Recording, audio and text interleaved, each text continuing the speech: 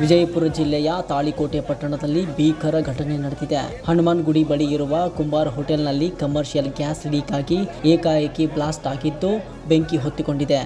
ಘಟನೆಯಲ್ಲಿ 3 ಗಂಭೀರವಾಗಿ ಗಾಯಗೊಂಡಿದ್ದಾರೆ. ಸ್ಥಳಕ್ಕೆ ಅಗ್ನಿಶಾಮಕ ದಳ ಧಾವಿಸಿ ಬೆಂಕಿ ನಂದಿಸಿದೆ. ಟೋಟಲ್ ಕಂಪನಿಯ ಕಮರ್ಷಿಯಲ್ ಗ್ಯಾಸ್ ಸಿಲಿಂಡರ್ನಿಂದ ರಾತ್ರಿ ವೇಳೆ ಗ್ಯಾಸ್ ಲೀಕ್ ಆಗಿದ್ದು ಅದನ್ನು ಗಮನಿಸದೆ ಹೋಟೆಲ್ ತೆರೆಯಲಾಗಿದೆ ಎಂದು ತಿಳಿದು ಬಂದಿದೆ. ಬೆಳಗ್ಗೆ ಹೋಟೆಲ್ ಮಾಲೀಕ ಶಕೀಲ್ ಕುಂಬಾರವಾಡಿ ವಯಸ್ಸು 36 ಬೀಡಿ ಹೊತ್ತಿಸಿದ ಕ್ಷಣದಲ್ಲಿ ಏಕಾಏಕಿ ಭಾರಿ ಶಬ್ದದೊಂದಿಗೆ ಗ್ಯಾಸ್ ಬ್ಲಾಸ್ಟ್ ಆಗಿದ್ದು ಬೆಂಕಿ ಹೊತ್ತಿಕೊಂಡಿದೆ. ಈ ಘಟನೆಯಲ್ಲಿ ಶಕೀಲ್ ಕುಂಬಾರವಾಡಿ, ಬಸೀರ್ ಕಟಕದಾಳ್ ವಯಸ್ಸು 42 ಹಾಗೂ ಬತಗುಣಕಿ ವಯಸ್ಸು 60 ಎಂಬ 3 ಗಂಭೀರವಾಗಿ ಸುಟ್ಟ ಗಾಯಗಳಿಗೆ ಒಳಗಾಗಿದ್ದಾರೆ. ಸ್ಥಳೀಯರು ತಕ್ಷಣ ಕಾರ್ಯಪ್ರವೃತ್ತರಾಗಿ 3ರನ್ನು ರಕ್ಷಿಸಿ ಆಸ್ಪತ್ರೆಗೆ ದಾಖಲಿಸಿದ್ದಾರೆ. 3ವರಿಗೂ 70% ಸುಟ್ಟ ಗಾಯಗಳಾಗಿರುವುದು ವೈದ್ಯಕೀಯ ಮೂಲಗಳಿಂದ ತಿಳಿದು ಬಂದಿದೆ. ಘಟನೆಯ ಮಾಹಿತಿ ಪಡೆದ ತಕ್ಷಣ ಅಗ್ನಿಶಾಮಕ ದಳ ಸ್ಥಳಕ್ಕೆ ಧಾವಿಸಿ ಬೆಂಕಿಯನ್ನು ನಂದಿಸಿದೆ.